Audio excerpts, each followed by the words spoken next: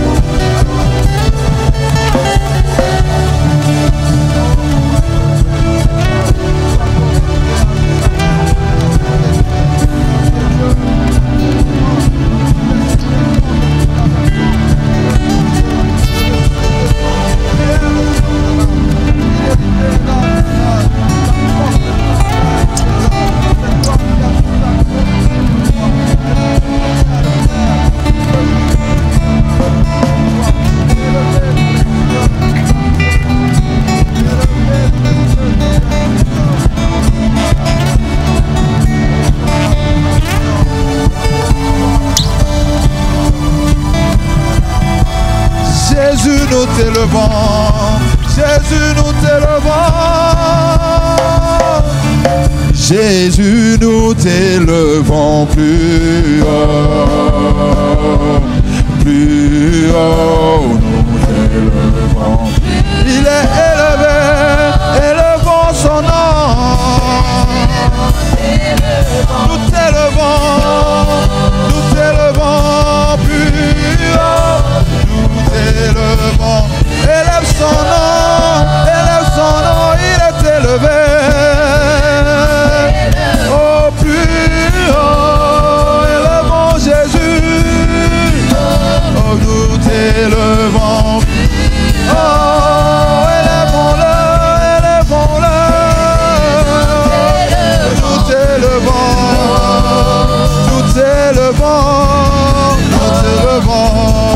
Et nous t'acclamons plus fort, Papa. Jésus, nous t'acclamons plus fort. Avec des cris de joie. Plus fort. Nous t'acclamons plus fort. Il est digne de recevoir notre acclamation. Nous t'acclamons, nous t'acclamons, nous t'acclamons. Nous t'acclamons, toujours avec nos voix, nous t'élevons plus haut, Jésus, nous t'élevons. Nous élevons nos mains vers toi, nous élevons nos mains vers toi. Tu es plus haut dans les cieux, tu règnes, tu fais de la terre ton marchepied, nous t'élevons. Nous t'élevons plus haut, plus haut. Nous t'élevons plus haut.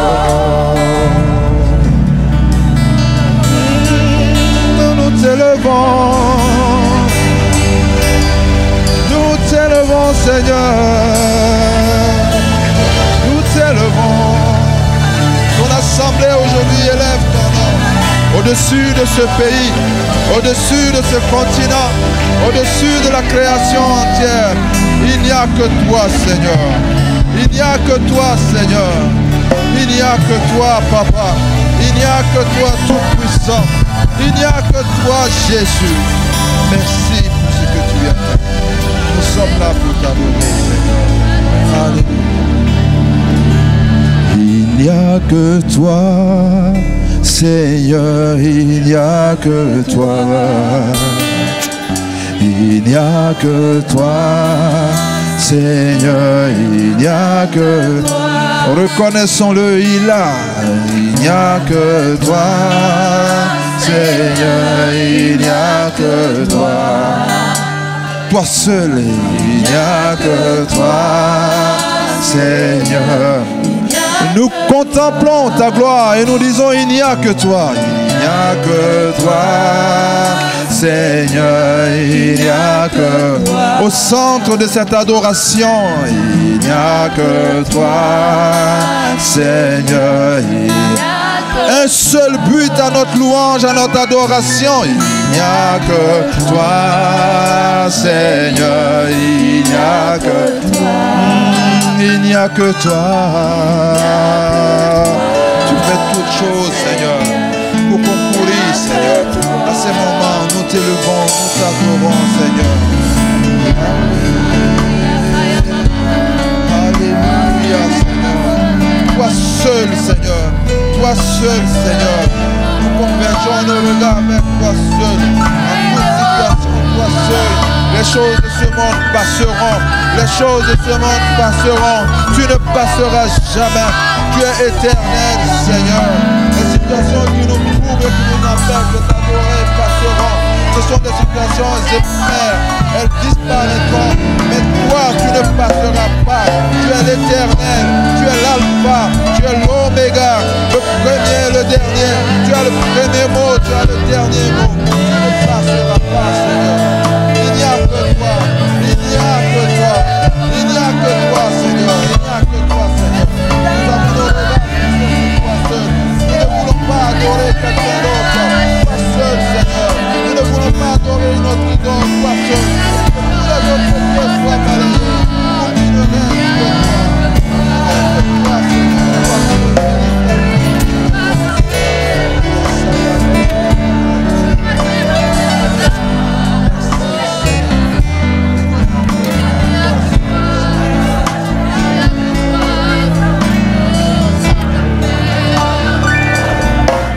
T'adorons, Seigneur, nous t'adorons. Nous t'adorons, Seigneur, nous t'adorons. Nous t'honorons, Seigneur, nous t'honorons. Nous t'honorons, Seigneur, nous t'honorons.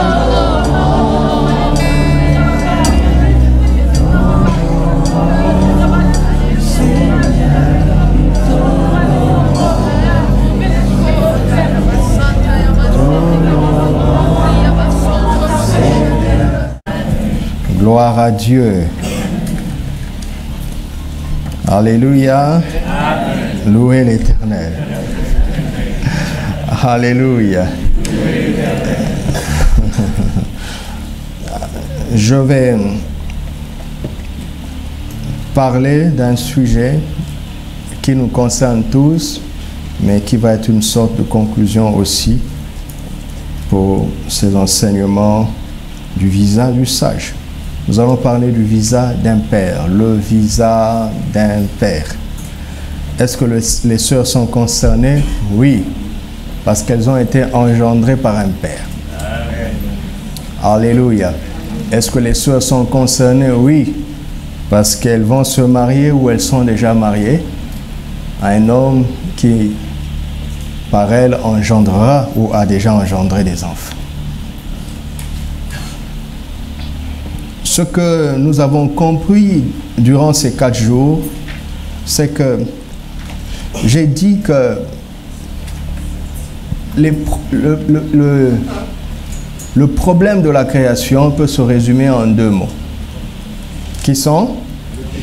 Le péché et quoi? L'irresponsabilité de l'homme, pas de la femme, de l'homme. Ces 2 problèmes nous concernent nous tous, hommes et femmes. Et en réalité, on peut le résoudre même en un seul mot. Le problème de la création, pas seulement de l'humanité de la création, finalement se réduit à un seul mot, l'irresponsabilité de l'homme. Parce que le péché est venu par l'homme. Alléluia. La femme a été séduite, certes. Mais le péché est venu de l'homme.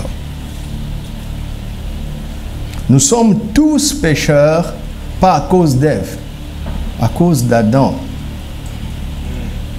Alléluia. Et Dieu s'identifie à un père, pas à une mère.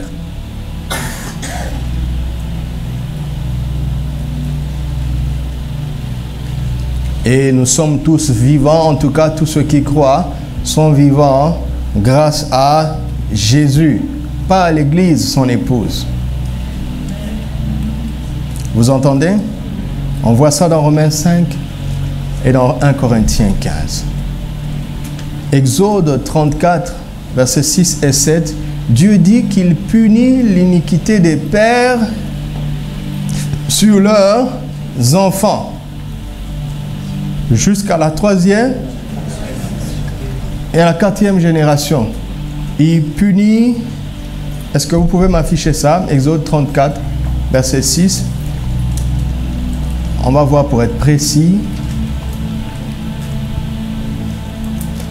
Exode 34, verset 6. Et l'Éternel passa devant lui et s'écria, l'Éternel, l'Éternel, Dieu miséricordieux et compatissant, lent à la colère, riche en bonté et en fidélité, qui conserve son amour,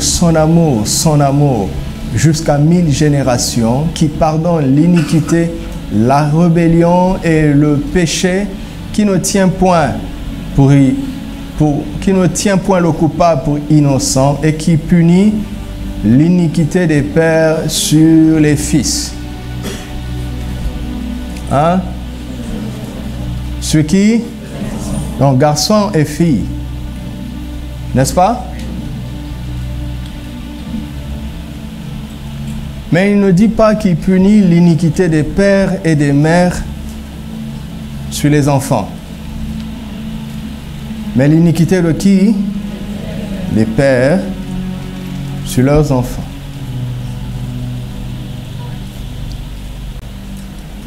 Celui qui transmet la bénédiction ou la malédiction, c'est le père. Amen.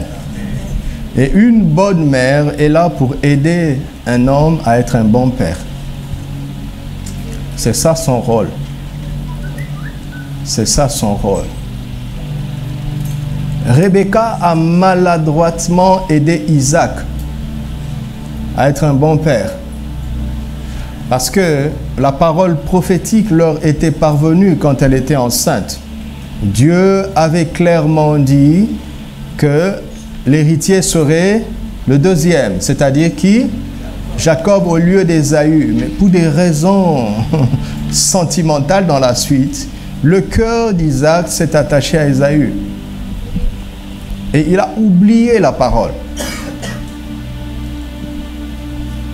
Rebecca, malheureusement, a manipulé les choses pour que les choses se remettent dans le bon ordre. C'est une mauvaise méthode, ok?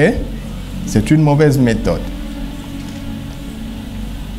Mais elle a un peu protégé son mari, maladroitement. Vous n'êtes pas obligés de faire ça, mes sœurs. Votre responsabilité est de veiller à ce que votre homme soit un bon père. Alléluia. Parce que vous avez une influence sur votre homme, forcément. Et Satan le sait. Il le sait. C'est pour cela qu'il est passé par Ève, pour tromper Adam. Satan le sait.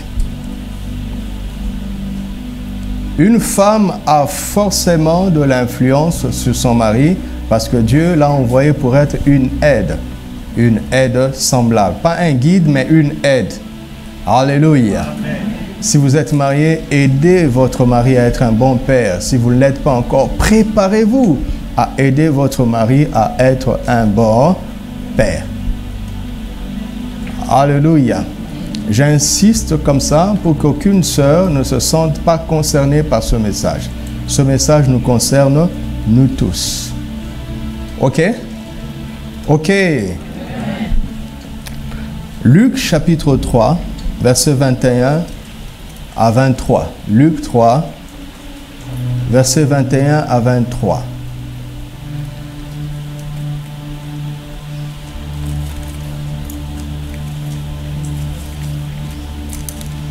Tout le peuple se faisant baptiser, Jésus fut aussi baptisé et pendant qu'il priait, le ciel s'ouvrit.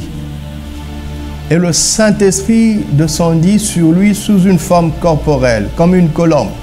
Et une voix fit entendre du ciel ces paroles, « Tu es mon Fils bien-aimé, en toi j'ai mis toute mon affection. » Voici comment Dieu commence à résoudre le problème.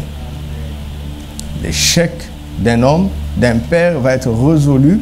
Dieu lui-même va prendre la posture de père. Dieu lui-même va prendre la posture de fils. Et par le Saint-Esprit, un fils sur la terre pourra prendre conscience de l'affection extrême, totale de Dieu le Père dans les cieux. Par le Saint-Esprit.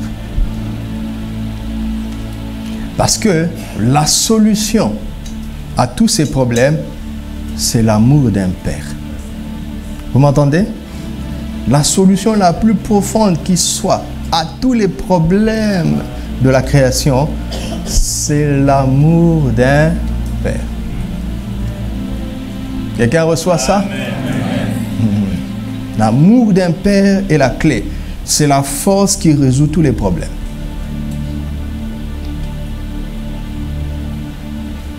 L'amour d'un père. Et vous voyez combien c'est rare, n'est-ce pas? C'est tellement rare.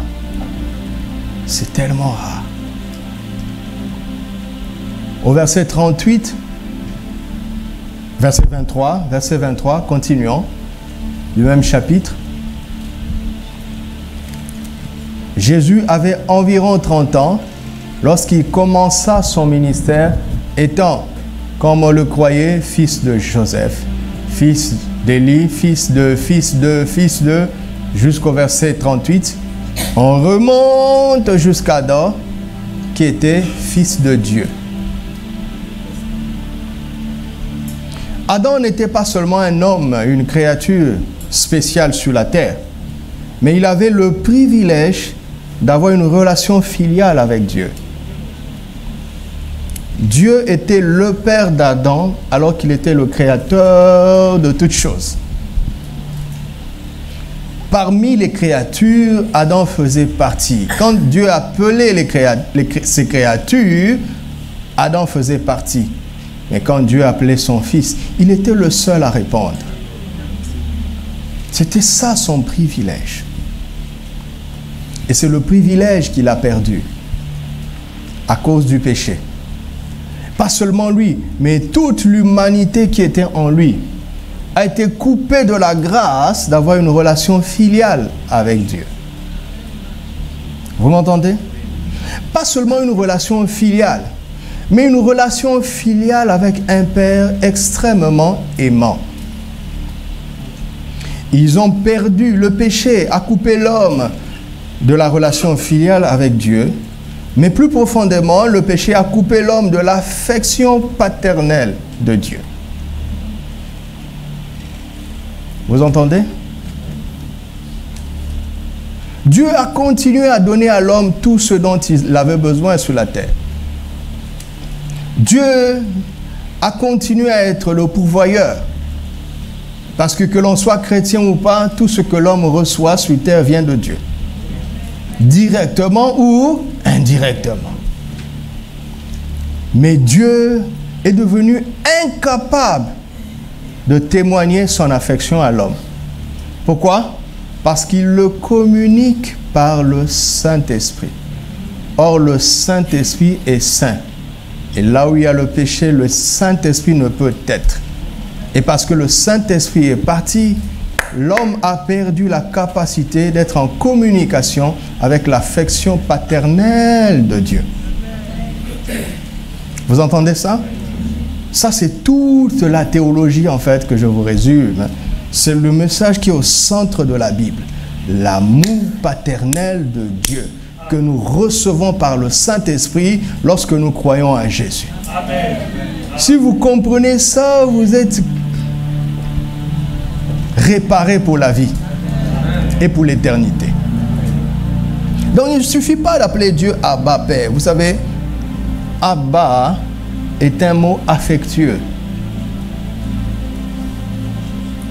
Vous allez voir dans toutes nos cultures, il y a des mots détournés pour désigner nos parents. Certains appellent leur maman la vieille, alors que maman a 34 ans. Ça m'énerve. La vieille. Et les mamans acceptent ça. Vous voyez que on a du mal à dire papa. Certains disent le boss, le vieux. Pourquoi? Ça traduit quelque chose. Vous riez, mais ça traduit quelque chose. Ne jouez pas avec les mots. Parce que papa est un terme affectueux. Et quand les enfants appellent le vieux ou le boss, en fait, ils sont en train de dire la vérité. Ils sont en train de dire, il ne mérite pas que je l'appelle papa. C'est un gars rigide et distant. Donc c'est un boss. Une sœur m'a fait rire. Elle me disait qu'ils appelaient leur papa le coach. Nous-mêmes, on avait suivi un film d'un... D'ailleurs, je n'ai même jamais suivi ce film-là, moi-même. Mais les amis avaient suivi un film d'un monsieur très très dur qui s'appelait Dirango. Et c'est comme ça qu'ils appelaient leur papa, Dirango.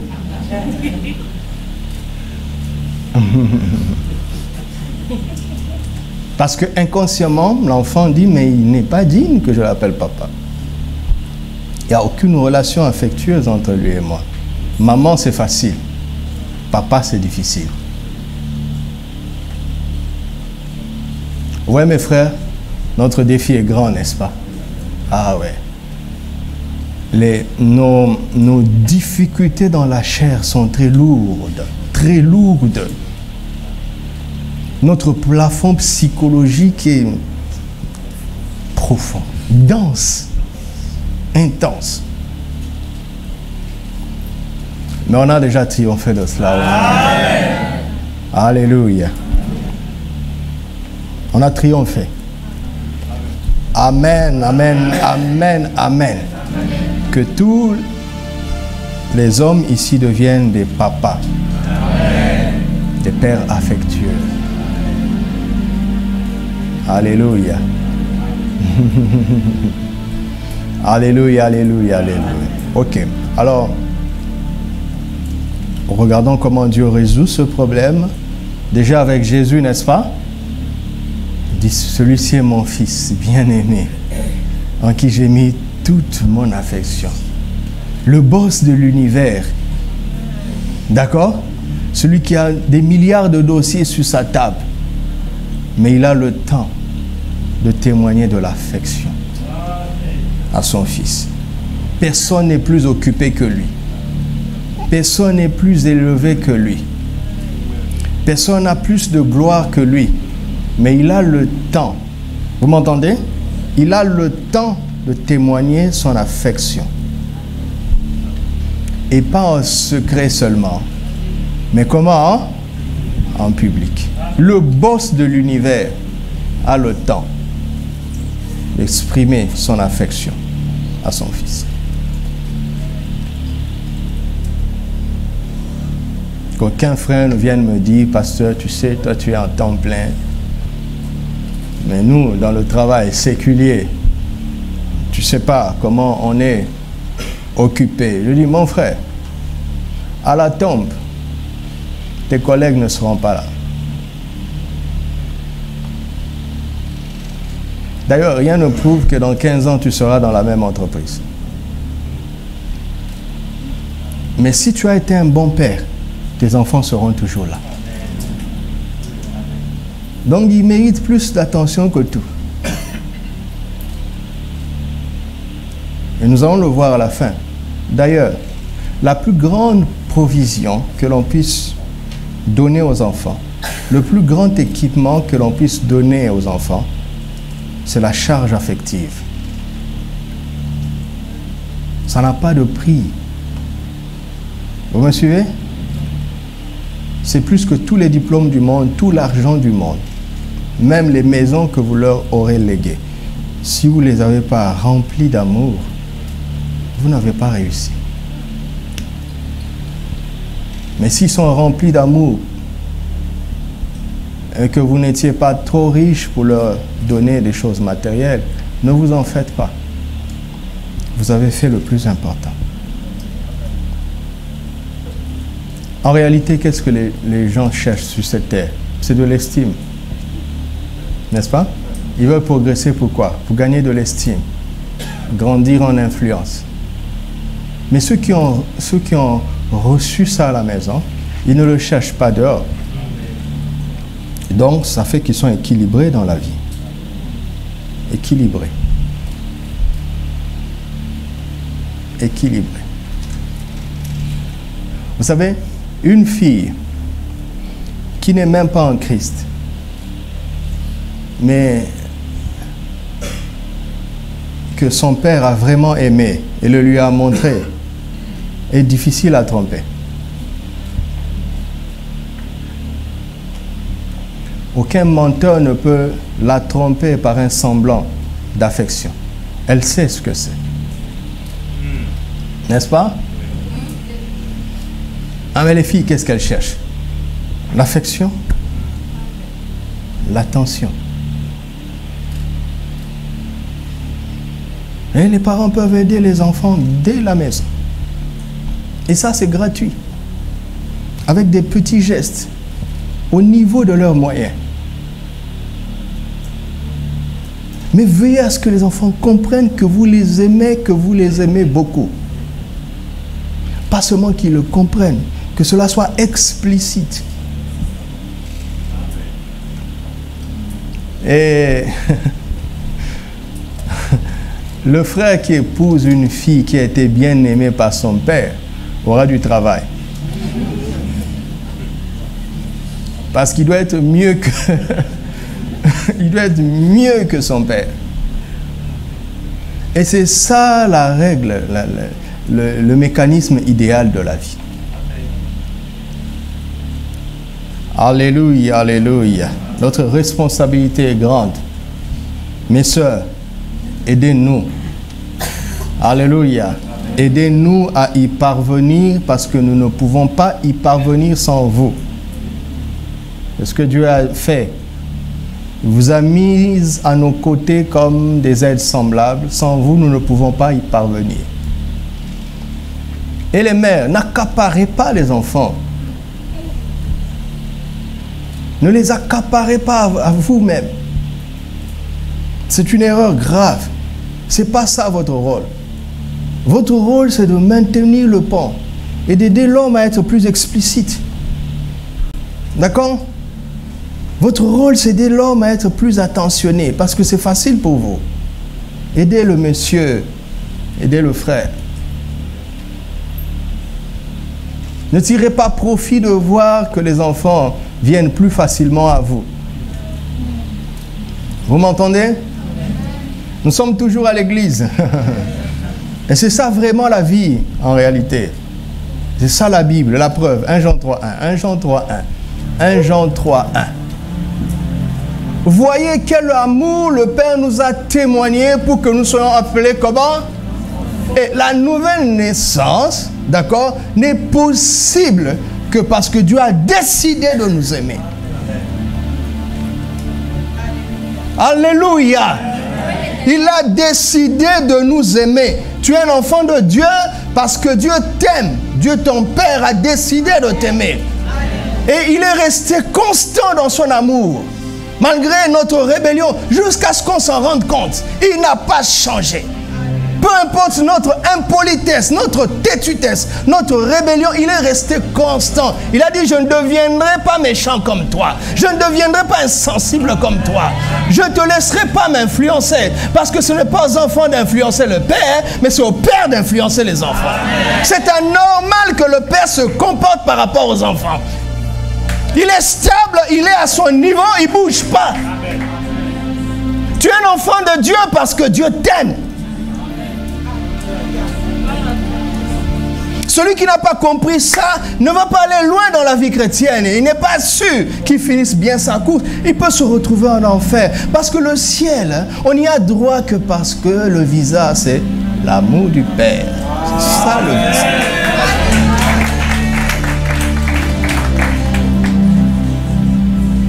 L'amour résout tous les problèmes du monde. L'amour fait que Dieu te manque et que le seul moyen de lui parler, c'est la prière. On n'a plus besoin de te dire 5 fois par jour. Ce n'est pas une règle. Ce n'est pas une règle, c'est un besoin, c'est une relation. Si tu as du mal à prier, c'est parce que ton amour s'est refroidi. Si tu regardes l'heure dans ta communion, c'est parce que tu n'es plus dans l'amour. Tu es dans un devoir religieux et Dieu n'aime pas ça. Il peut te dire, mais tu peux même partir. Écoute, demande ce que tu veux, prends et pars. Pars. Tu es là pour 15 minutes. Je suis plus occupé que toi. Je suis plus grand que toi. Je suis plus important que toi. Et pourtant, c'est moi qui te cherche. Et tu me dis que tu es là pour 15 minutes. Prends ce que tu veux et pars. Regardez tous ces millionnaires, tous ces pétrodollars. Ils sont loin de Christ. Mais pourquoi Dieu leur donne ça? C'est pour nous dire, c'est rien. Il ne paie rien quand il donne 1 milliard. Il peut donner 1 milliard, mais sans son cœur. Vous savez comment David a puni Absalom? 2 ans. Il n'a jamais vu. J'ai la chair de poule moi-même. C'était la pire des punitions. Il n'a pas tué l'enfant. Il ne l'a pas envoyé en prison. Mais il a coupé de sa présence. 2 ans. Sans voir sa face. 2 ans. L'enfant était troublé. Il n'a pas déshérité. Absalom n'a pas perdu son titre princier. 2 ans sans voir son père.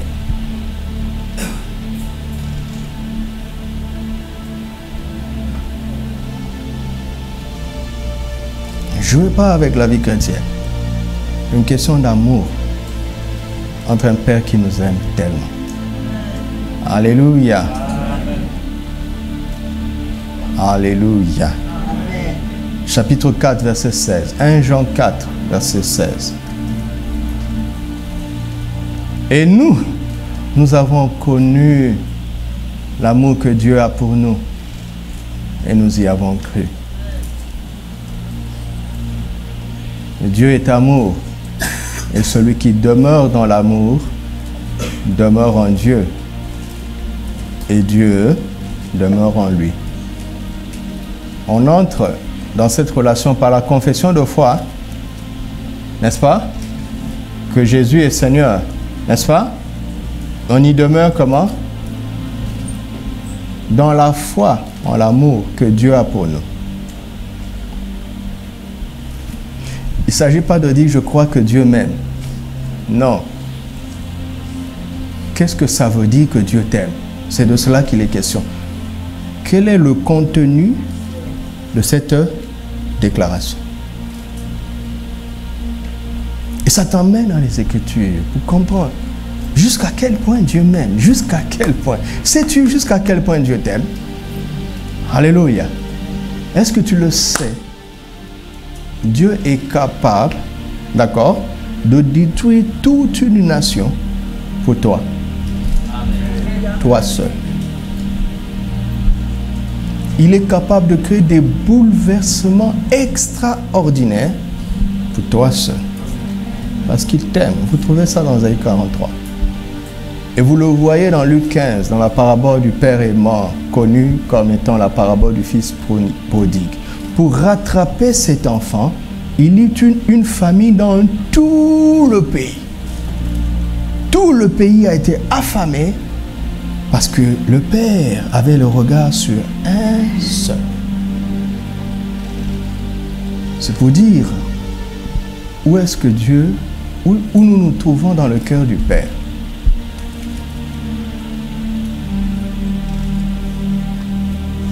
Il t'aime tellement qu'il t'a donné son Fils unique, Jésus.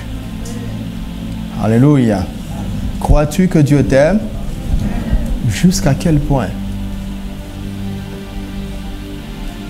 Jusqu'à quel point? Et lisez la suite jusqu'au chapitre 5 Il est question d'amour. Il est question d'amour. Il est question d'amour.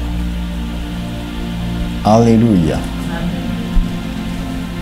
Qu'est-ce qu'un père? Je veux vous dire plusieurs choses concernant un père rapidement. Qu'est-ce qu'un père? Qu'est-ce qu'un père? Un père est premièrement un géniteur. D'accord? Et c'est son rôle le plus bas, le moins important.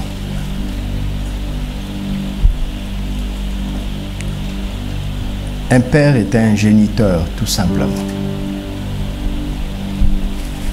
Mais le Saint-Esprit m'a dit aujourd'hui d'insister sur ça, parce qu'à force de spiritualiser les choses, nous banalisons ça. Un géniteur, ici, c'est un père biologique, hein, tout simplement. Même s'il est le plus irresponsable, ok, on ne peut pas, écoutez-moi, lui arracher cette position. Vous m'entendez? Qu'il ait été bon ou pas, il est ton père. Vous m'entendez? Et parce qu'il est ton père, il mérite l'honneur. L'honneur.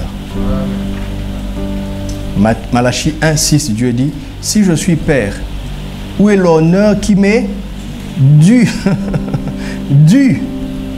L'honneur à un père est quoi? Un? C'est quoi un? Devoir. C'est un devoir. Un devoir, point barre.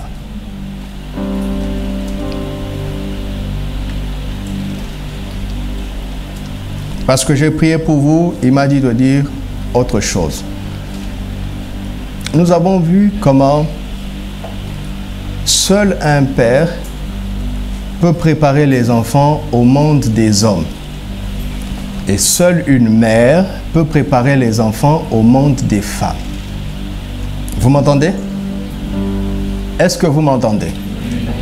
Une femme ne peut pas bien préparer ses enfants, garçons et filles, au monde des hommes. Parce qu'elle est étrangère à ce monde-là. Elle ne peut en parler que théoriquement. Et de même, un homme, un père ne peut pas bien préparer ses enfants au monde des femmes. Parce qu'il est étranger à ce monde et il ne le connaît que théoriquement. On le voit dans tout le livre de Proverbes. Les 30 premiers chapitres, c'est un père qui parle à son fils de la vie, de toute la vie. De toute la vie, y compris des femmes. Mais le dernier chapitre, c'est une mère qui parle à un certain Lémuel de la femme idéale.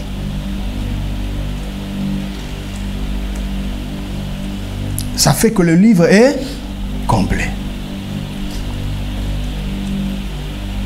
Maintenant, écoutez-moi. Écoutez-moi. Parce que les jeunes filles n'ont pas vraiment compris ce qu'est l'homme, certaines jeunes filles se sont fait avoir par certains hommes et elles sont devenues mères. Et ces hommes-là ne sont absents, irresponsables. Et elles se battent toutes seules. Regardez. Naturellement, il est plus facile à une mère de s'attacher à son enfant qu'à un père. Parce que une mère a 9 mois d'avance sur un père. Il a une relation physique avec le bébé. Ok? Ce que le père n'a pas. C'est comme sa chose dans son ventre. Et quand sa chose sort, elle a du mal à s'en détacher. Mais le père doit apprendre à adopter cette chose à laquelle la femme est familière depuis 9 mois. Il doit apprendre à l'adopter, à s'y attacher. s'il ne réussit pas le lien dès le début, ce sera plus facile pour lui de ne pas s'en occuper. Je ne suis pas venu excuser ces hommes irresponsables, mais je suis venu aider les sœurs à comprendre quelque chose, parce que Dieu m'a dit de le dire. Vous m'entendez? Oh, écoutez-moi, écoutez-moi. Et les filles disent, la plupart des filles qui sont dans cette situation, certaines sont ici, mais c'est comme ça dans le monde entier. Elles disent, mais ce garçon m'a eu et il ne s'occupe même pas de l'enfant.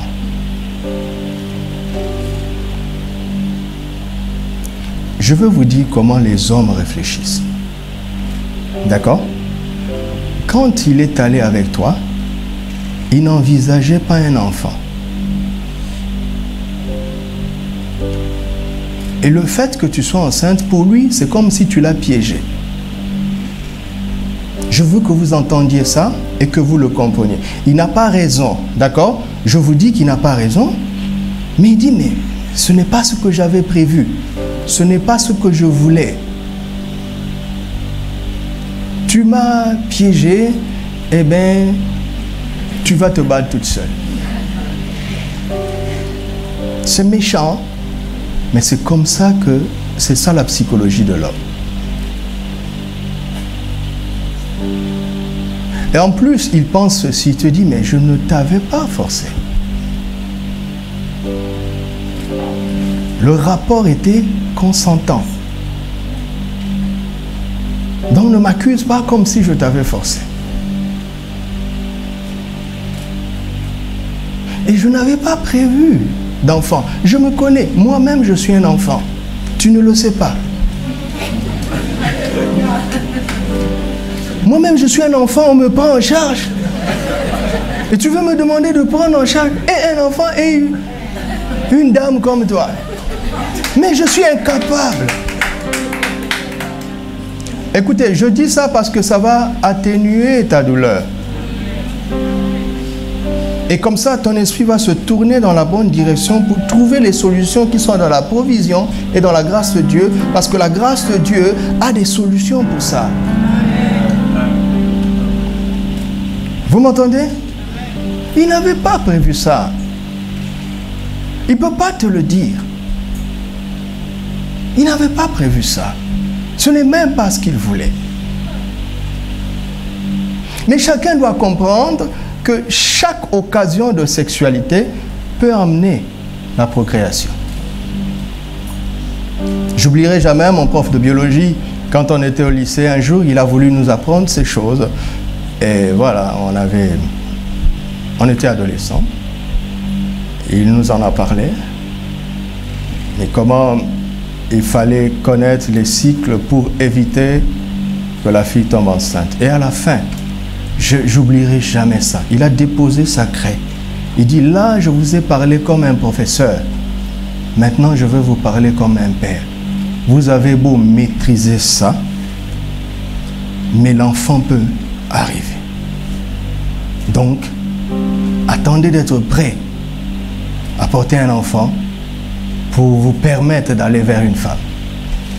Et il me dit, moi-même qui vous parle, je suis un prof de biologie, j'ai 6 enfants, mais 2 d'entre eux, on ne les a pas désirés.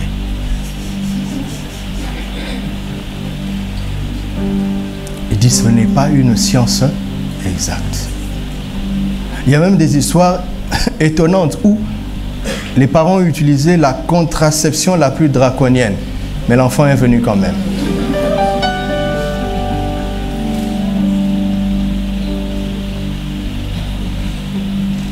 Alors, qu'est-ce que la sœur doit faire? La sœur, écoute, tu as déjà été piégé en ayant un enfant en dehors du temps de Dieu, pas du plan. C'est différent. Hein? Vous m'entendez? Il y a une nuance. Parce que cet enfant est dans le plan de Dieu, mais pas dans le temps.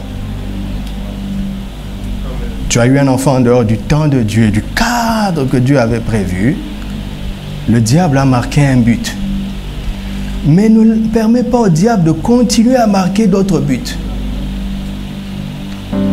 en isolant l'enfant de son papa irresponsable et en sémant la haine dans le cœur de l'enfant envers son papa irresponsable. Ce n'est pas ton rôle. Ne fais pas ça parce que ce que tu es en train de faire, c'est de détruire l'enfant.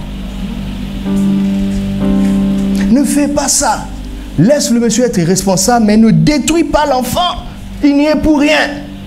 Enseigne-lui l'amour, la miséricorde, la compassion. Dis-lui, c'est ton papa et un géniteur a droit à l'honneur parce que c'est le devoir de tout enfant.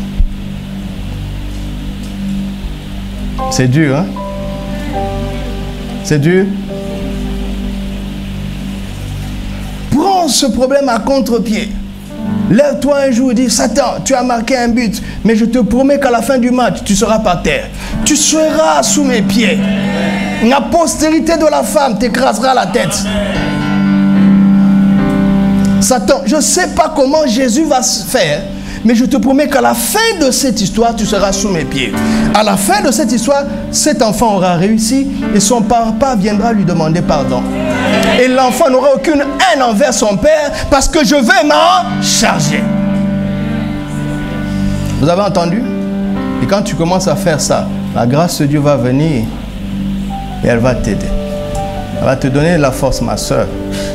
Et tu ne manqueras de rien pour l'enfant. Et sur la route, tu ne manqueras pas des tuteurs, des figures paternelles qui vont équilibrer l'enfant. Mais de grâce, enseignez l'amour au cœur de cet enfant. Apprends l'enfant à ne pas regarder au travers de son père. Dis-lui, si tu existes, c'est grâce à sa semence. Pas à cause de sa semence, mais grâce à sa semence. Laisse-le être comme il est. Mais toi, applique la parole de Dieu. C'est comme ça que le monde va de mal en pis. Parce que, vous savez, non, quand le diable entre, c'est pourquoi? Dérober, égorger et détruire. Donc, s'il a déjà commencé, ne le laisse pas continuer. Et du discernement, lève-toi, réagis, résiste. Vous m'entendez? Et comprends ce jeune homme qui est en fait un enfant. Comprends-le. Il a besoin d'aide. Comprends-le. Quand il grandira, il se ressaisira. Forcément. Vous savez, un homme peut être un enfant même à 60 ans. Est-ce que vous le savez? Il peut être un enfant. Et regarde aussi ta responsabilité en face. Ton erreur, c'est d'avoir cru à un enfant. Ah, moi je préfère dire la vérité, non? C'est de t'être laissé avoir par un enfant, un gamin. Corrige aussi ton erreur. Alléluia. Que la grâce de Dieu soit sur nous ce matin.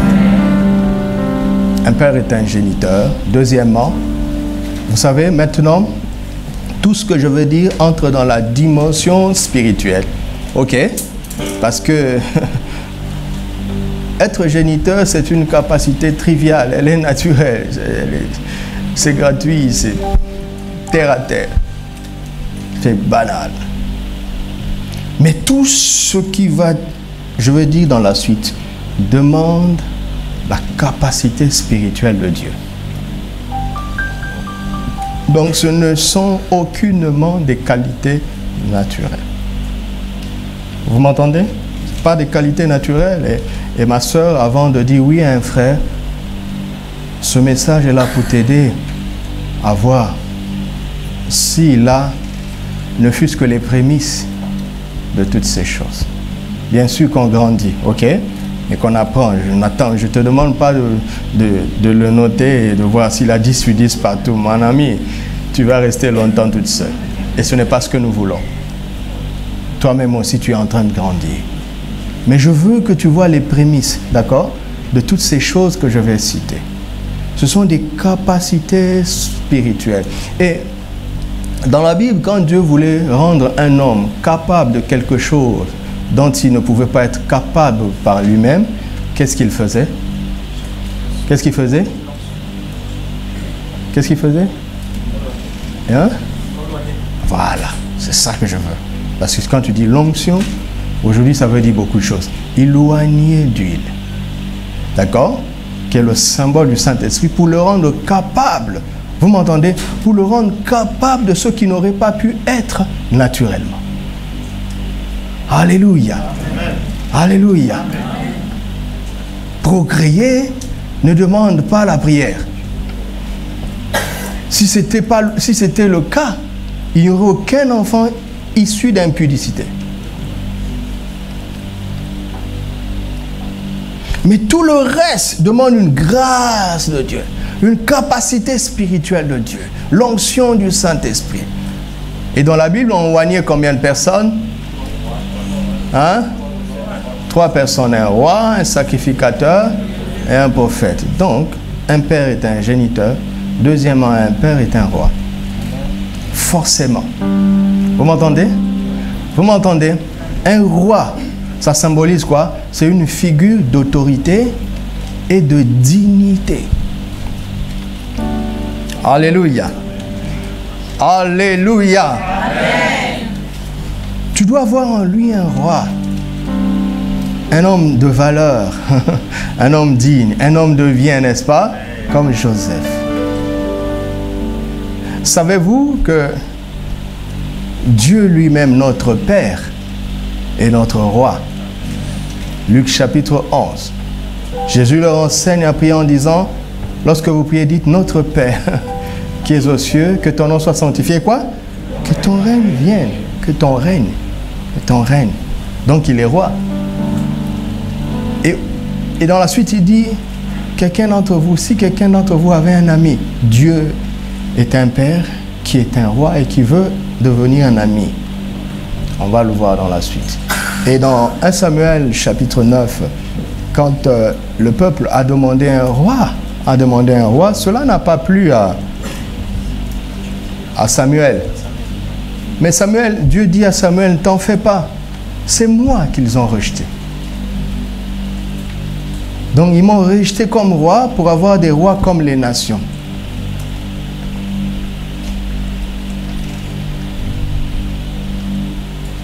Dieu a créé l'homme à son image pour qu'il domine, pour qu'il règne sur la création, à son image, pour qu'il règne à son image, lui le roi. Ok? Donc, si quelqu'un est un roi aujourd'hui, c'est parce que son père était roi. N'est-ce pas? Il a reçu ça d'un père roi. Ok? Et quand quelqu'un n'est pas né de nouveau et qui n'est pas un enfant de Dieu, un fils de Dieu, il est incapable d'être un roi. Le meilleur des cas, ce serait un président ou un premier ministre, un chef de gouvernement. Vous allez voir sa mentalité, son autorité dans la maison. Son comportement sera un comportement présidentiel ou un comportement ministériel. Pourquoi? Parce qu'il sait que son mandat est limité. D'accord? Donc il doit gagner le maximum avant d'être dégagé. Et il regarde sa femme comme le parti d'opposition, un contre-pouvoir. Vous riez? Je suis en train de vous parler en parabole de notre temps. Et vous voyez, dans une maison, il y a le pouvoir et le contre-pouvoir. Parce que c'est comme ça que les pouvoirs s'équilibrent dans ce monde. Mais regardez cette nation. Il a le temps. Il n'a pas de mandat. S'il fait du bien, c'est juste parce qu'il le veut. Parce qu'il ne doit pas le pouvoir au peuple.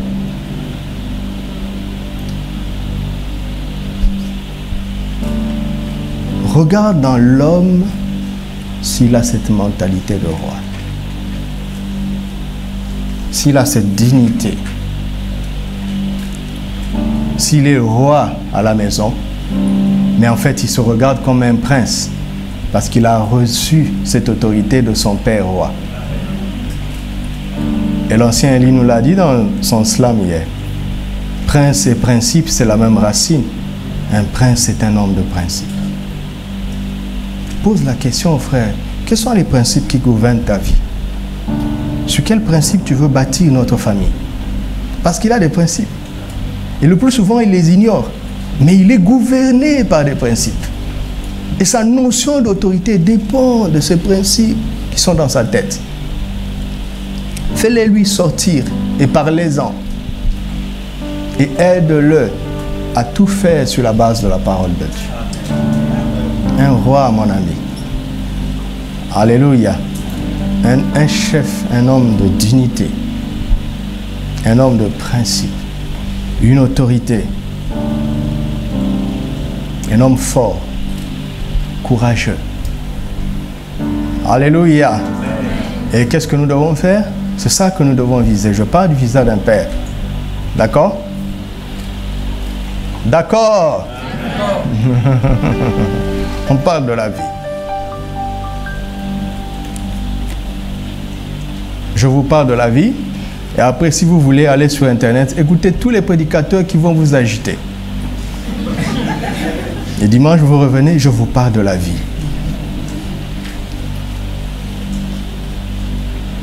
C'est un roi. Ok? Troisièmement, c'est un sacrificateur.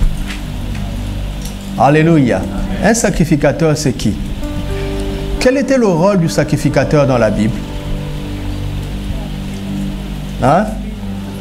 Qu'est-ce qu'il faisait? Le sacrificateur avait deux rôles.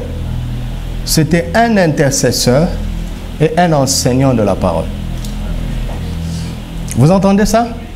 Quand le sacrificateur sacrifiait pour le peuple, qu'est-ce qu'il faisait? Il intercédait pour le peuple. Vous savez, aujourd'hui, de notre temps, l'intercession de la famille appartient à qui? À qui? À la maman. Qui vous a appris ça? Qui vous a appris ça? C'est un homme qui doit se tenir là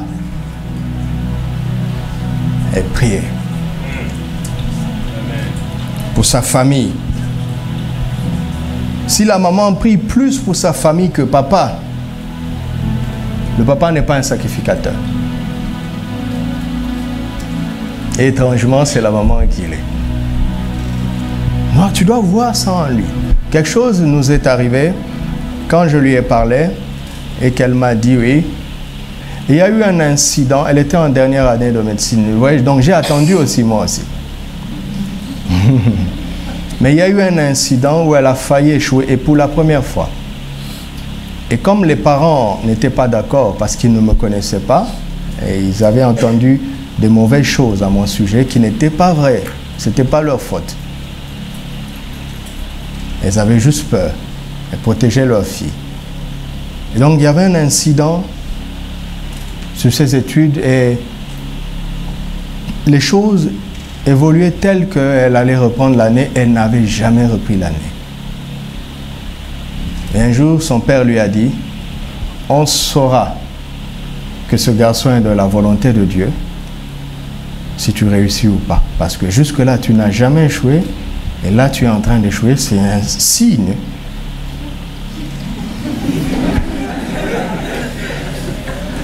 Au début, parce que j'étais au courant des difficultés qu'elle avait, notre pasteur et moi, nous étions au courant. Avec maman pasteur, on essayait de l'aider, de prier pour ça.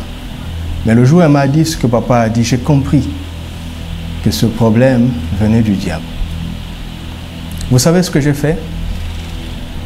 Tous les jours, quand elle faisait l'examen, moi j'étais derrière la fac en train de prier. Une seule fois, elle a su que j'étais là. Une seule fois, parce que c'était le dernier jour et je l'attendais.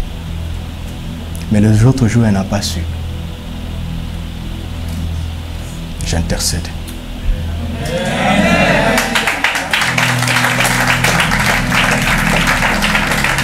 Et elle n'a pas échoué.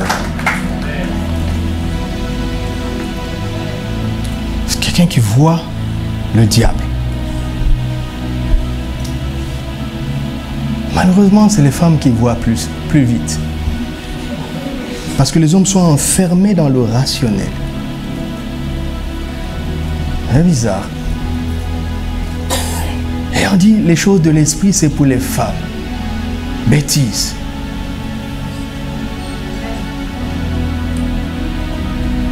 Vous m'entendez? Il faut que les frères ici soient plus sensibles à l'esprit que les sœurs. Vous m'entendez? Sortez de tous ces clichés, ce sont des mensonges du diable. La prière, c'est pour les femmes. La sensibilité de l'esprit, c'est pour les femmes. Menteur. Sacrificateur. Et enseignant de la parole. Alléluia. Est-ce que vous savez, regardez ce que j'ai découvert aujourd'hui. Genèse chapitre 3. Genèse chapitre 3. Est-ce que le Seigneur te parle? Alors, on va le relire parce qu'on le dit souvent, mais on ne lit pas souvent. Genèse chapitre 3 à partir du premier verset. Le serpent était le plus rusé de tous les animaux des champs que l'Éternel Dieu avait fait. Il dit à la femme, Dieu a-t-il réellement dit, vous ne mangerez pas de tous les arbres du jardin? La femme répondit au serpent, nous mangeons du fruit des arbres du jardin. Mais quant au fruit de l'arbre qui est au milieu du jardin, Dieu a dit, vous n'en mangerez point et vous ne toucherez point de peur que vous mouriez. Allons voir ce que Dieu avait vraiment dit. D'accord? Qu'est-ce que la femme dit? Dieu a dit que quant au fruit de l'arbre qui est au milieu du jardin, d'accord? Donc, l'arbre qui est au milieu du jardin, Dieu a dit, vous n'en mangerez point et vous ne toucherez. Déjà, c'est illogique parce que si tu as déjà mangé, tu as déjà touché. Si vraiment Dieu avait dit ça, il aurait commencé par, vous ne toucherez pas et vous n'en mangerez pas. Au cas où vous touchez quand même et puis vous vous ressaisissez. Ou bien tu vas manger sans toucher, tu as fait ça.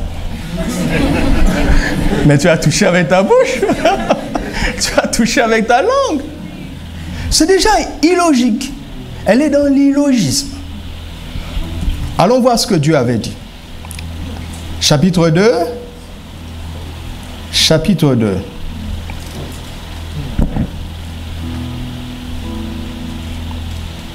Verset combien? 16. Hein? Pas encore. Voilà, c'est elle qui a compris. 9. L'Éternel Dieu fit pousser du sol des arbres de toute espèce, agréables à voir et bons à manger. Et quoi? Au milieu du jardin, et l'arbre de la connaissance du bien et du mal. Quel est l'arbre qui est au milieu du jardin? C'est tout. L'arbre de la connaissance n'était pas au milieu du jardin. Je peux dire que cet arbre n'était pas très loin. Ok? Mais il n'était pas au milieu. Donc Dieu n'a pas dit qu'il ne faille pas manger de l'arbre qui est au milieu. Non, non. Vous entendez? Je suis en train de vous montrer à quel point Adam était un piètre enseignant. Un piètre enseignant. Vous savez pourquoi je vous parle comme ça? Parce que je tremble avec Jacques 3:1. Nous qui enseignons, nous serons sévèrement jugés. Donc, je préfère être dans l'exactitude que de vous agiter.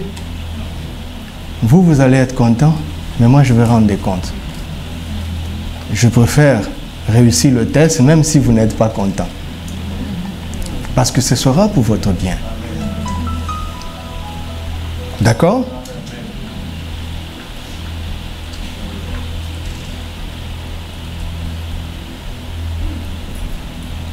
Continuons. Chapitre 3, verset 4. Alors le serpent dit à la femme, vous ne mourrez point, mais Dieu sait que le jour où vous en mangerez, vos yeux s'ouvriront et vous serez comme des dieux, connaissant le bien et le mal. Dieu n'avait pas dit ça. La femme vit que l'arbre était bon à manger et agréable à la vue, et qu'il était précieux pour ouvrir l'intelligence. Elle prit de son fruit et en mangea. Elle donna aussi à son mari qui était où?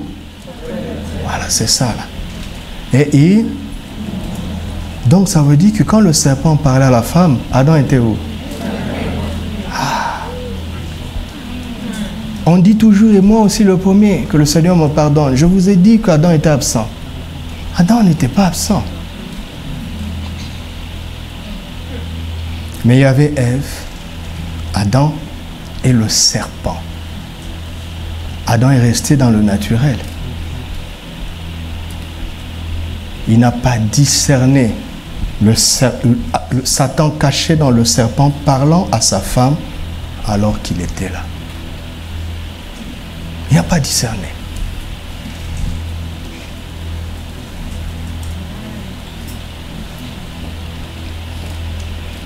Il a mal enseigné sa femme, on voit dans les réponses, n'est-ce pas? Et même lui-même, il n'était pas ferme dans ce que Dieu lui avait dit. Parce que la femme a pris, regardez la Bible, lisez attentivement. La femme a pris et elle a mangé. Rien ne s'est passé. Lisons. Verset 6. La femme vit que l'arbre était bon à manger et agréable à la vue et qu'il était précieux pour ouvrir l'intelligence. Elle prit de son fruit et en mangea. Elle en donna aussi à son mari qui était auprès d'elle et il en mangea. Les yeux de l'un et de l'autre s'ouvrirent. Tant qu'Adam n'avait pas mangé, leurs yeux ne s'étaient pas ouverts. Donc Adam aurait pu corriger sa femme, arrêter le processus de la tentation et sacrifier pour la restauration de sa femme et bouter Satan dehors et rester dans le jardin.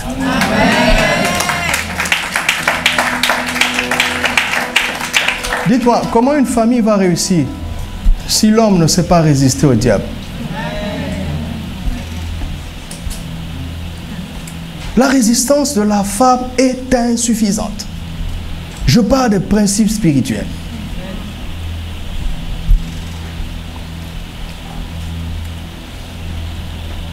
Alors, mon frère, ne sois pas toujours rationnel, d'accord? La logique est un cadeau que Dieu nous a donné, mais tu dois entraîner ta logique avec les Écritures. Comme je fais avec vous. Les mots ont de la valeur, d'accord? Les mots sont importants. Tu pèses les mots.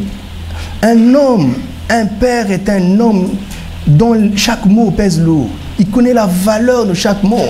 Et cela l'emmène à prendre au sérieux chaque mot que Dieu dit, parce que les pièges de l'ennemi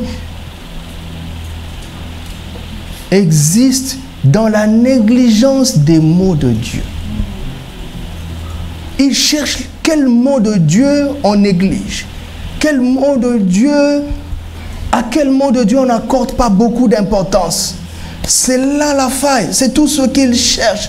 Donc un homme de Dieu doit connaître les Écritures, enseigner sa maison, la parole de Dieu, tout faire d'après les Écritures, parce que Dieu a tout fait par les Écritures et tout ce dont vous avez besoin se trouve dans les Écritures. Si vous parlez la parole de Dieu, vous aurez ce que Dieu a prévu, ce que Dieu a dit. Ne soyez pas trop distrait dans la recherche de l'argent. Maximisez dans la parole, maximisez dans la parole. Soyez un sacrificateur. Amen. Alléluia. Amen. Soyez un sacrificateur. Alléluia. Amen. Le quatrième rôle d'un père, c'est qu'il est un prophète. Amen, amen, amen. Qui est un prophète? Un prophète est un porte-parole de Dieu. Un porte-parole. Un porte-parole. Regardez comment Joseph a été prophète. Marie est enceinte, n'est-ce pas? Et Joseph se réveille un matin et dit, chérie, on part en Égypte. Il dit, mais pourquoi? L'ange m'a parlé. J'ai la révélation.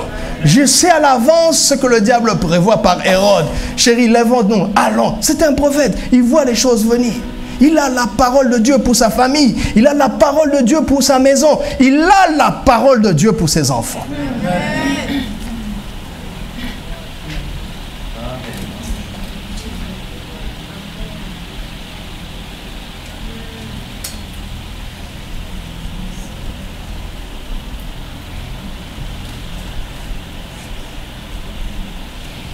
Genèse 49. Pourquoi?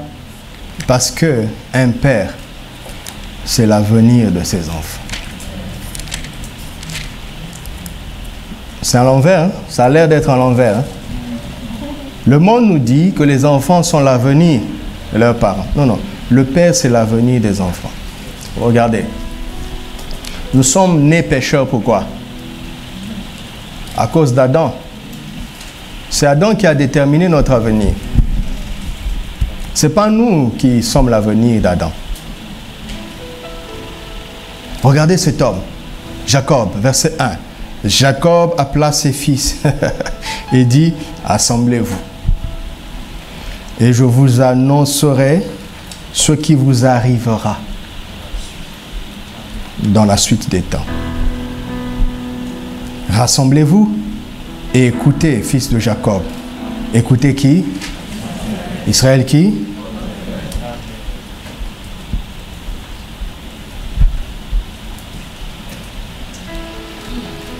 Mon frère, n'aie pas peur. C'est par l'onction que tu vas y arriver. Et ça te semble peut-être difficile. Oui, c'est ça qui va t'emmener à dépendre du Saint-Esprit.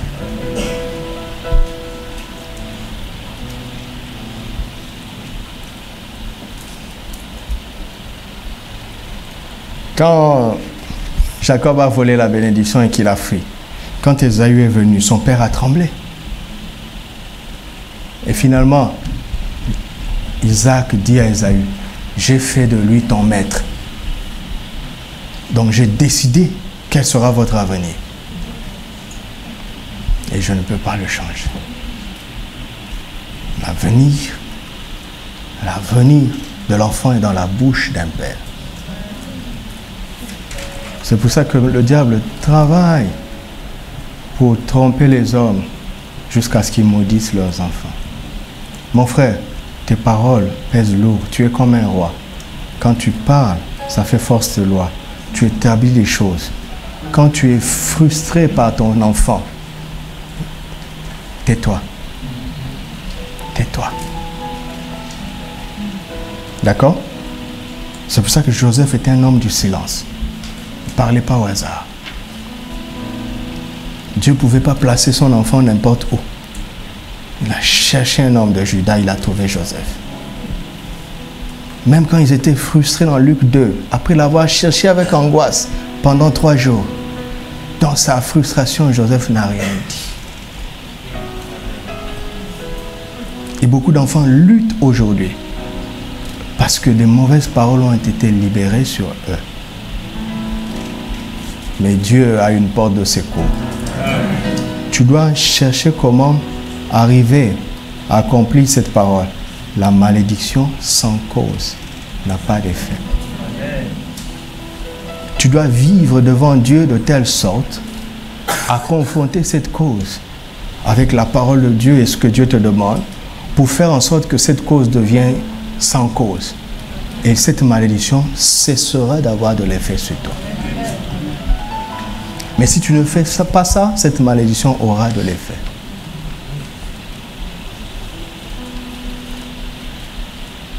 Donc chaque frère doit viser d'être un géniteur, un roi, un sacrificateur, un prophète. 5e, un père est un protecteur. 6e, un père est un professeur. 7e, un père est un pourvoyeur. Alléluia. Un protecteur, parce qu'il a la parole de Dieu, n'est-ce pas? Pour protéger ses enfants. Un professeur. Là maintenant, c'est celui qui le forme, parce que le sacrificateur enseigne la parole de Dieu. Ok? Mais le professeur enseigne maintenant dans la vie. Il le prépare dans les choses de la vie. On a vu que Jésus était charpentier parce que son père était charpentier. Il le forme dans les choses de la vie. Il éduque. Je ne suis pas en train de dire que ton fils doit forcément faire la même profession que toi. Non, ce n'est pas ce que je veux dire. Mais tu dois l'enseigner dans les choses de la vie. Tu dois l'équiper, le conseiller là-bas, dans ce qu'il fait dans la pratique. Tu dois être son professeur là-bas. Amen. Un père est un pourvoyeur. Il doit avoir un travail qui génère des revenus. Donc, il doit être un producteur de richesse, un producteur de ressources pour les besoins de sa famille. Alléluia. Un producteur de ressources. Et par la foi, il doit arriver à utiliser sa foi pour produire ce dont toute sa famille a besoin. J'aime ce que le docteur Miles disait souvent. Il disait que Dieu a donné à l'homme un travail avant de lui donner une femme. Et quand un homme n'a pas besoin de travail, Dieu ne peut pas lui dire, il n'est pas bon que l'homme soit seul. Il ne peut pas lui dire ça. Parce que Dieu a dit ça après que, avant que l'homme ait travaillé et qu'il n'ait pas trouvé en lui d'être semblable. Amen. Amen. Donc, un professeur, un protecteur, un pourvoyeur. Une dernière chose avant de conclure est un peu étonnante quand l'Esprit m'a parlé comme ça. Un père, huitièmement, est un homme. Qu'est-ce que ça veut dire? Après avoir été tout ce que tu as été, si tu as réussi à l'être, n'oublie pas que tu es un homme. Vous m'entendez? Qu'est-ce que ça veut dire? Genèse chapitre 1. Genèse 1, versets 27 et 28.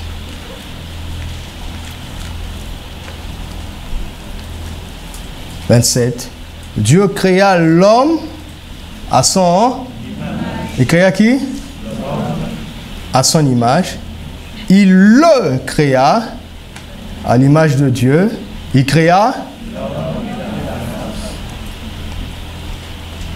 Recommençons. Lisons à haute voix. Dieu créa l'homme à son image. Il le créa à l'image de Dieu. Il créa l'homme et la femme. Il n'y a pas un problème? Il aurait dû dire, il créa les hommes, ou bien l'homme et la femme à son image. Il les créa au pluriel, n'est-ce pas? À l'image de Dieu. Non. Parce que la femme était dans l'homme. Dieu a créé l'homme, mais la femme était déjà en elle. Vous le savez, n'est-ce pas? Et pour la faire sortir, il a endormi et il a pris une côte. N'est-ce pas? Il a cloné pour la première fois. Ok? Alors, ce que je veux te dire, c'est qu'après avoir fait tout ça, tous ces 7 points, n'oublie pas que tu es un homme. Ok? Ça veut dire que ta femme, spirituellement, elle est en toi. D'accord? Mais tant qu'elle est en toi, tu ne vas pas être épanoui. Pour que tu sois épanoui, il faut qu'elle sorte de toi. Qu'est-ce que ça veut dire? Aujourd'hui, nous n'avons pas la situation d'Adam. N'est-ce pas? Je suis né au Congo, ma femme est née au Burkina. Et on s'est rencontrés. Il n'y a pas une situation où je l'ai vu sortir de moi. N'est-ce pas? Et c'est le cas pour nous tous ici. Mais qu'est-ce que cela nous enseigne? Cela nous enseigne, une fois que tu es marié, écoute-moi bien mon frère, écoute-moi maintenant, parce que tu en as besoin. Une fois que tu es marié, ne cherche pas à engloutir ta femme, à étouffer ses rêves, à étouffer son potentiel, à supprimer son existence. Parce que si tu l'engloutis tellement au point qu'elle n'existe plus, tu as travaillé pour ton malheur. Ton rôle, c'est de la franchir de toi, de la laisser s'épanouir sous ton aile, de l'aider à devenir ce que Dieu avait prévu qu'elle soit. Pour ton bonheur, c'est la seule manière d'être heureux. Quelqu'un reçoit ça? Il y a des gens qui épousent, tu te maries plus, tu ne maries plus. Des gens qui ont une jalousie maladive. J'ai un cousin, il s'est marié. Déjà, ils ont fait les mêmes études que sa femme. Ils se sont rencontrés à la fac, alors, dans la même classe. La femme a toujours réussi plus qu'elle, depuis la première année jusqu'à la 5e année. La femme a toujours été plus brillante qu'elle. Et quand ils se sont mariés, veto. La femme à la maison, elle ne travaille pas.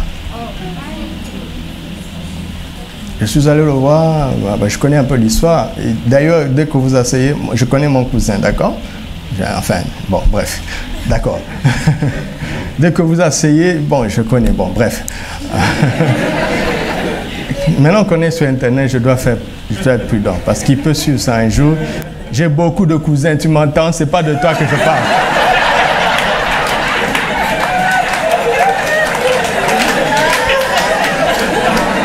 Il y a beaucoup d'inconvénients avec cette affaire. Avant, j'étais libre. Qu'est-ce que vous m'avez fait, VPP Online? Ma mère m'a appelé il y a quelques jours. Le matin, elle m'a envoyé un message. Papa, vraiment, merci, on est bénis ici. Je dis quoi? On leur a offert des bonus de méga, tu sais, Internet dans nos pays là. Et elle a bu nos messages sur VPP Online. Elle a dit, ah vraiment, on est bénis ici, on est bénis. Bon, ça c'était pour vous réveiller. Alors je lui ai parlé, elle m'a dit, non, il ne faut pas qu'elle travaille. Pourquoi? Il dit, mais au boulot là-bas, non. Bref, il a une jalousie maladive. Je lui ai dit, mais ta femme peut te tromper en restant à la maison. Partons sur le principe que ta femme peut te tromper. D'accord? Même en restant à la maison. Il dit, non, j'ai pris des précautions. J'ai dit, vraiment, qu'est-ce que tu es bête. Je l'ai pensé, en fait.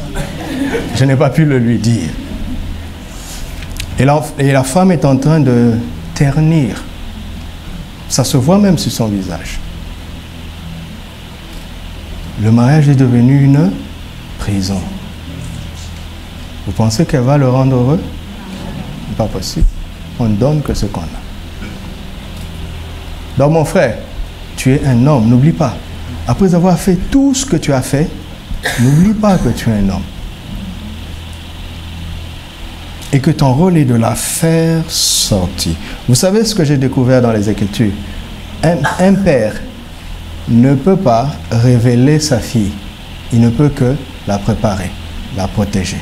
C'est son mari qui va la faire paraître comme une épouse glorieuse, sans tache, ni ride, après l'avoir purifiée par quoi? L'eau de sa parole.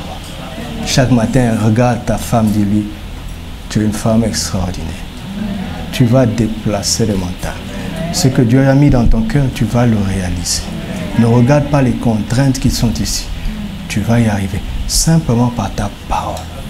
Parce que tu as ce pouvoir. Et quand elle est épanouie, tu es heureux. Et tu dis à tout le monde, c'est ma femme. Elle porte mon nom. N'est-ce pas? C'est pas le nom de son père. Hein? N'est-ce pas? Quand on dit pasteur Arlette, Lungu. Alléluia.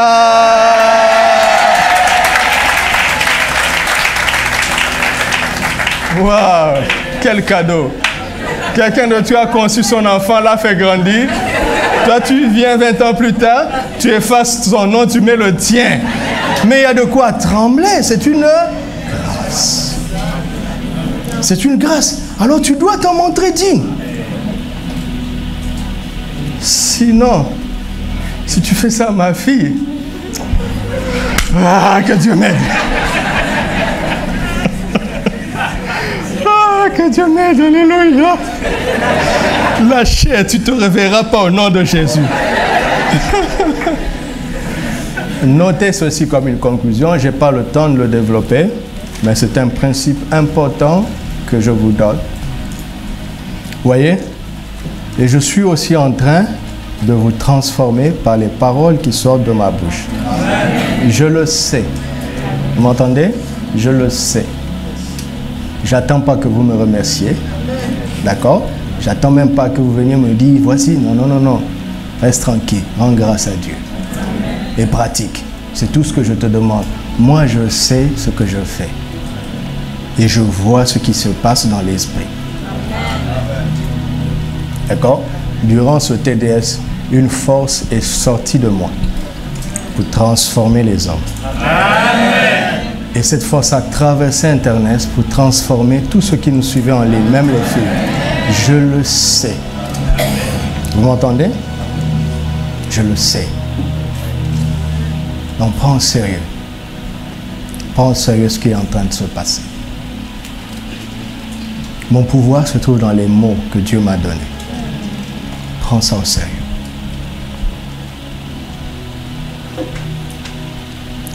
Voici un principe que je vous demande de retenir et nous allons rendre grâce à Dieu.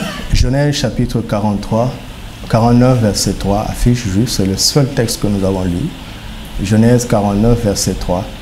Ruben, mon premier-né, ma force et les prémices de ma vigueur.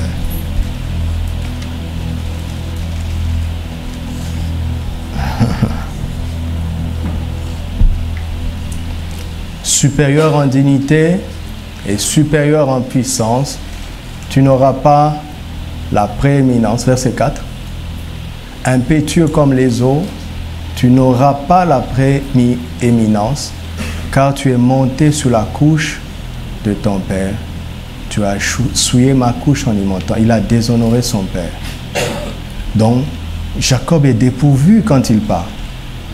Son premier-né n'a que sa force biologique. Il n'a plus que ça. Il a perdu tout le reste par le déshonneur.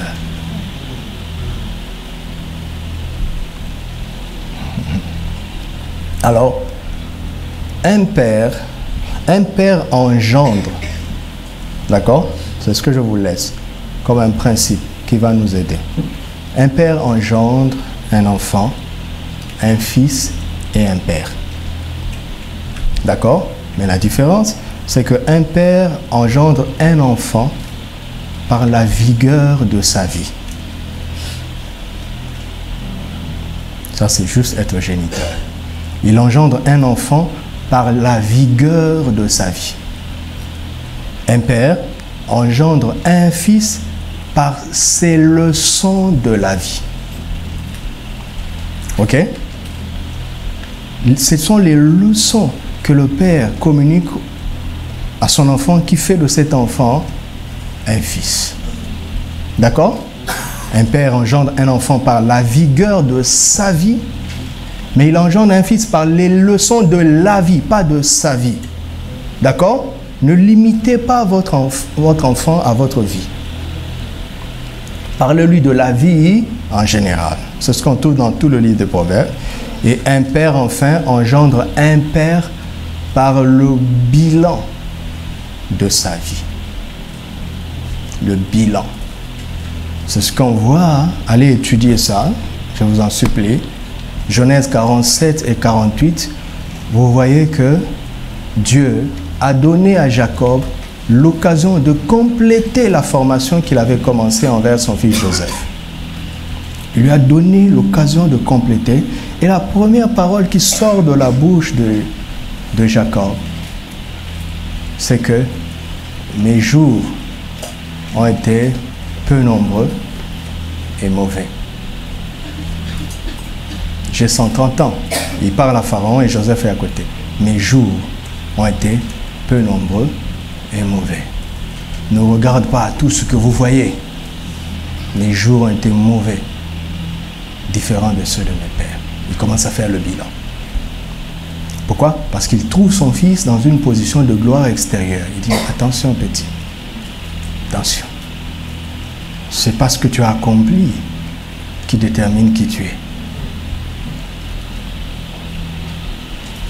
Vous m'entendez? Et allez lire, vous allez voir les dernières choses qu'il a dites à Joseph, elles sont trop profondes. Et je n'ai pas voulu faire un sermon là-dessus parce que je n'aurai pas le temps en un seul message.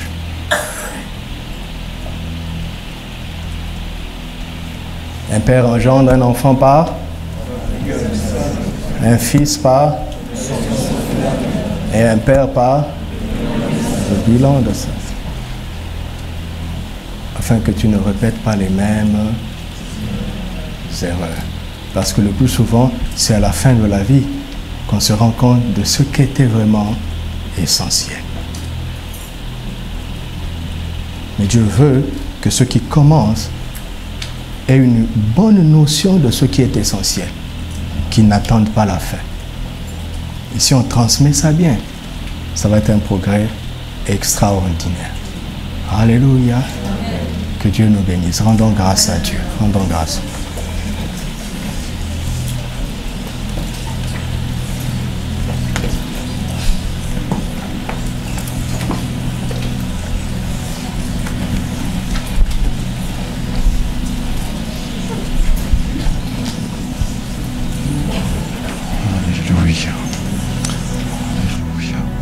Continuons à rendre grâce à Dieu pour ce cadeau merveilleux de la parole qu'il nous a offert à tous.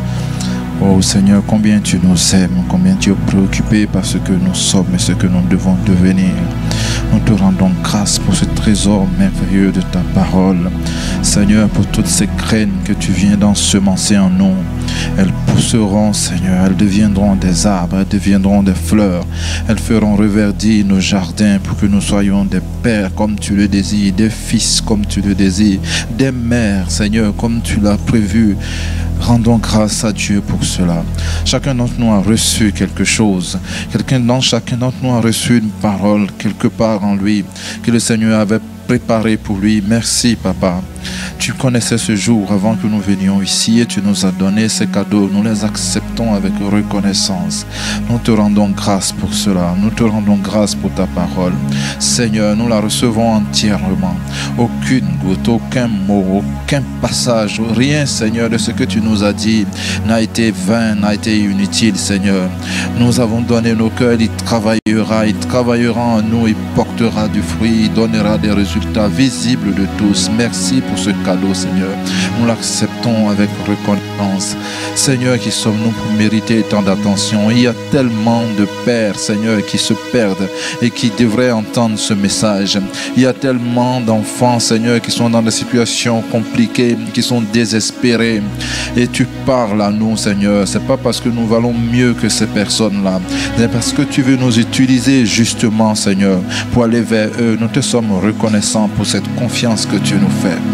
Merci, Seigneur. Merci. Merci pour cela. Alléluia. Rendons grâce à Dieu aussi parce que tout à l'heure, le pasteur a dit quelque chose qui était important. Il a dit, quand on regarde à tout ça, on ne voit que des responsabilités. Tournons nos regards vers la grâce du Seigneur en qui se trouve la possibilité de devenir des pères comme il se doit. Tout se trouve dans sa grâce.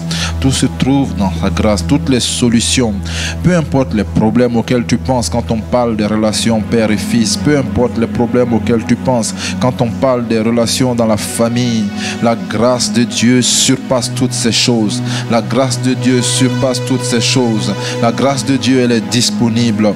Détournons nos regards de tout ce que nous pouvons essayer, de tous les conseils qu'on nous a donnés, et regardons à la grâce de Dieu qui est disponible pour nous. Négliger la grâce de Dieu serait remettre en cause tout ce que le Seigneur a fait, tout ce qu'il a déjà subi, tout ce qu'il a déjà offert à la croix dans le pacte du salut pour nous.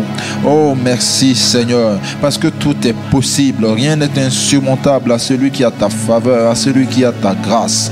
Merci pour cela. Tu nous as donné ton Saint-Esprit, justement. Tu nous as oint, Seigneur, autant que nous sommes, chacun à son niveau, chacun avec sa responsabilité, pour que toutes ces choses deviennent possibles, Seigneur, alors que nous pensions qu'elles étaient impossibles. Merci pour le Saint-Esprit. Merci pour le Saint-Esprit, celui qui fait de moi un bon père, celui qui fait de moi un bon enseignant, celui qui fait de moi un bon prophète, celui qui fait de moi un père selon ton cœur, Seigneur. Alléluia.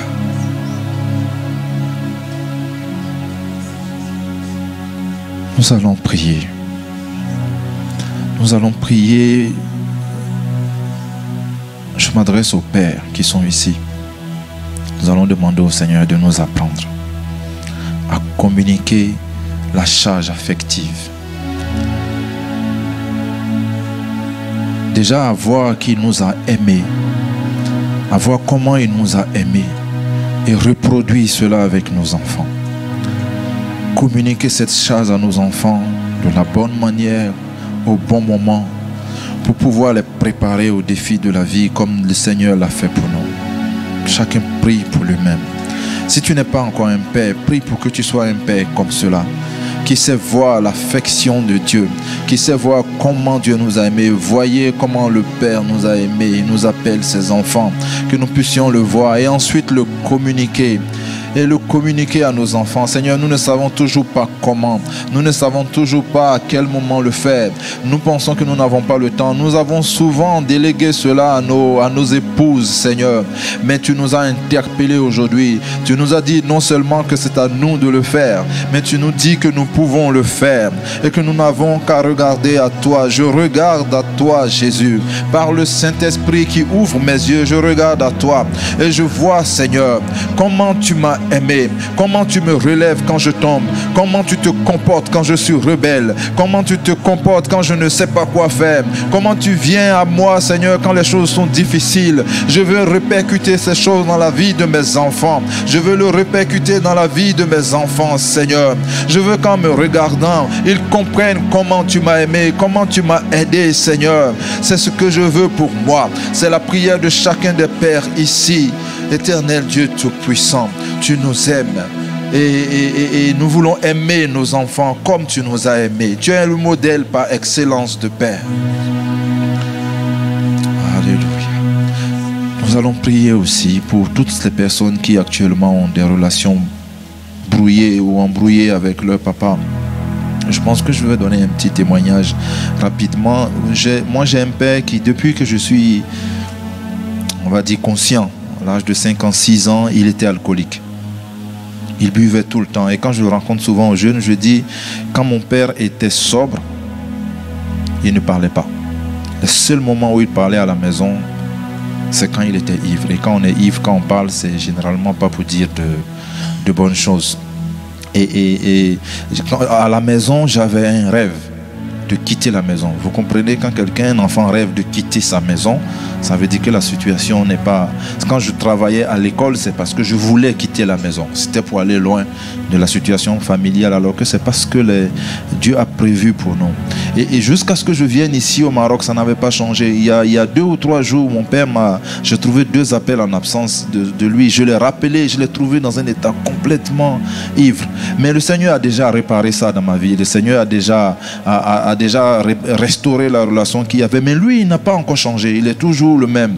Et quand j'ai essayé de l'appeler et qu'il a parlé comme ça, vous savez, avant ça venait dans ma tête, je pouvais passer des mois et des mois sans l'appeler parce que je me dis de toute façon, quand tu l'appelles, il n'est jamais sobre.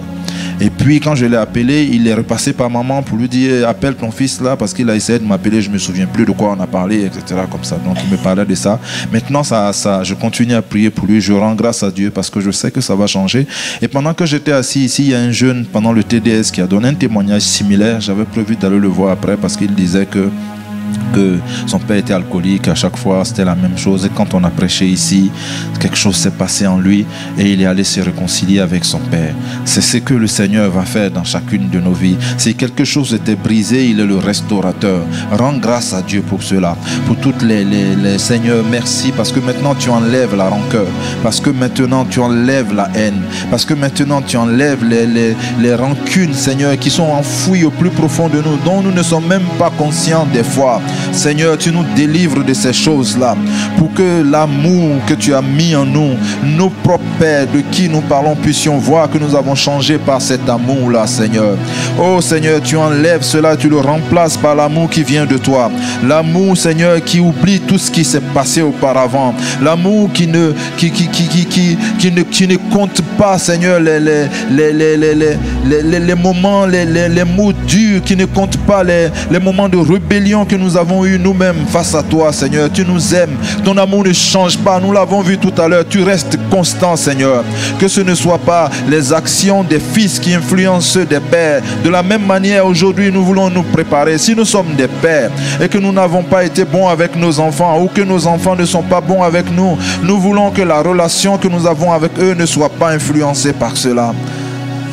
Merci Saint-Esprit, parce que je sais que tu agis maintenant et que tu guéris, Seigneur, et que tu guéris les blessures dans le cœur, et que tu guéris, Seigneur, et que tu essuies les larmes, et que tu nous donnes la force qu'il faut, afin que nous nous tournions, Seigneur, que nous nous réconcilions avec nos parents, que nous nous réconcilions avec nos parents, que nous nous réconcilions avec nos parents. Nous rendons grâce aussi pour toutes les mamans qui sont ici. Nous rendons grâce pour toutes ces mamans que nous avons autour de nous. Merci Saint-Esprit, parce que tu leur donnes la sagesse qu'il faut pour nous aider, nous autres les pères, à faire ce que nous avons à faire. Seigneur, tu connais dans les familles toutes ces responsabilités que nous avons fouillées. Peut-être que les mamans ne savent pas non plus comment faire pour nous ramener à être des pères exemplaires. Tu leur as donné le Saint-Esprit pour cela.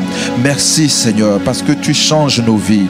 Seigneur, je suis vraiment reconnaissant parce que nous changeons à cause de ta parole. Nous devenons, Seigneur, à cause de ta parole. Je prie que toutes les personnes qui sont ici, Seigneur, cette parole que nous avons reçue et qui va nous transformer, Seigneur, que cela soit visible rapidement au nom de Jésus-Christ, que nos enfants sentent qu'il y a de la différence à partir d'aujourd'hui, Seigneur, que l'atmosphère dans nos maisons change, parce qu'il y aura des pères qui sont des intercesseurs, parce qu'il y aura des pères qui sont des prophètes, parce qu'il y aura des pères qui se préoccupent de la situation familiale, qui sont sensibles au Saint-Esprit, qui voient les choses venir et qui conduisent les familles et qui ne fuient pas leurs responsabilités. Merci Seigneur pour cet amour immense que tu nous donnes. Tu te préoccupes de nous. Tu te préoccupes de nous. Rendons encore grâce au Seigneur parce qu'il est venu pour nous aujourd'hui. Je te suis reconnaissant. Je te suis reconnaissant. Et prions en langue pendant un moment. Prions en langue pendant un moment. En gardant à l'esprit cette reconnaissance que nous avons au Père pour ce qu'il est venu opérer au milieu de nous. Merci Jésus. Merci pour ton amour. Merci.